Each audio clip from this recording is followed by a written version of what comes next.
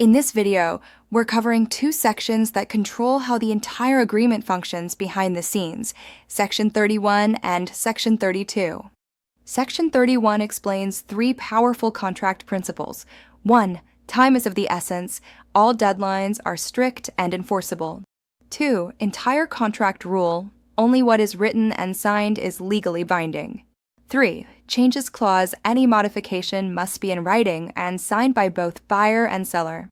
Then Section 32 covers 1. Legally authorized signer.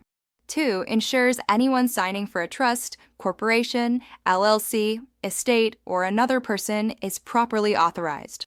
3. Requires the signer to provide proof of authority within the contract's timeline.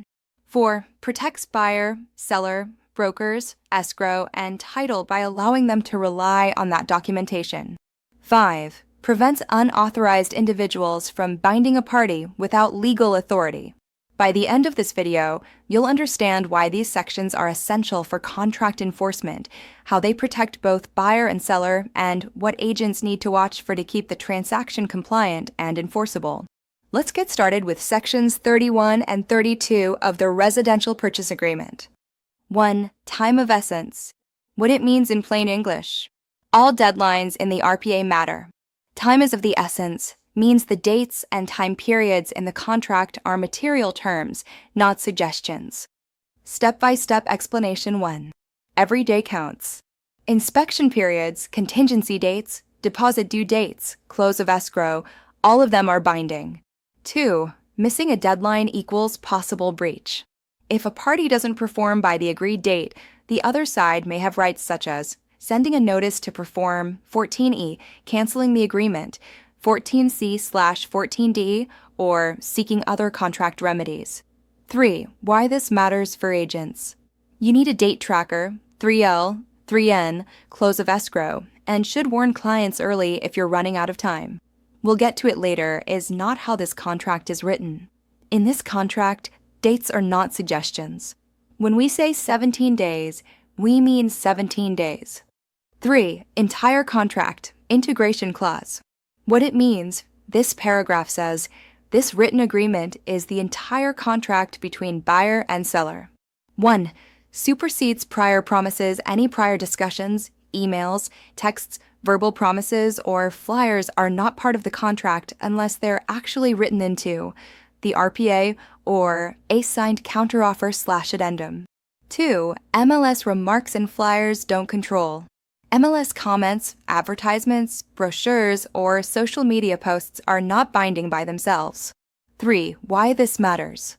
If a buyer says, but the agent told me the fridge stays, that must be written into the contract, e.g., in included items or additional terms, or it may not be enforceable. If it's important, it belongs in writing in the RPA or a signed addendum. Otherwise, the judge will look at the contract, not at your text messages.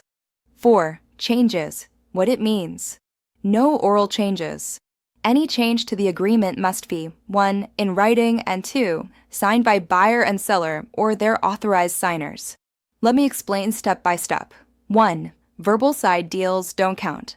We'll throw in the washer if you close early is meaningless unless it's written and signed. 2. How we properly change terms. Use car amendments/counteroffers to change. Price, COE date, credits, included items, etc. 3. Electronic signatures are fine. DocuSign/ZipLogic signatures are treated as valid written changes. Agent takeaway. Text approvals and handshake deals are not enough. If you agree to something, we're going to put it in a signed amendment. Section 32. Legally authorized signer. This section answers the question, is the person signing actually allowed to bind the buyer or seller? It's especially important when the party is not just John Smith as an individual, but an entity or someone signing on behalf of someone else, trustee, POA, etc. 1. When someone signs for an entity or another person. Who this covers. A corporation, LLC, partnership, or other business entity. A trust, trustee signs. A person signing under a power of attorney or other legal authority. And estate, executor/administrator. 2. What the signer is promising. By signing, that person is basically saying 1. I am legally authorized to sign. They have the proper corporate authority, trustee authority, POA, or court authority. 2. My signature binds the buyer/seller. The entity or person they represent is now legally in the contract, not just the individual signer. 3. Providing proof of authority. 1. Time frame. Within the time period in paragraph 3N, or as specified, the signer must provide reasonable documentation of their authority, such as corporate resolutions or LLC operating agreement, trust documents, or summary pages. Court letters for an estate, power of attorney documents too. Who can rely on it? Buyer, seller, brokers, escrow, and title can rely on those documents to show the person is properly authorized. 3. If proof is not provided. Failure to provide acceptable proof may be treated as non-performance, giving the other party rights under Section 14, e.g., notice to perform and possible cancellation. If you're buying or selling in the name of an LLC or trust, escrow and title will need documents proving you have the authority to sign. Until they see that, the deal is not really safe. 4. Protection for the other party and brokers.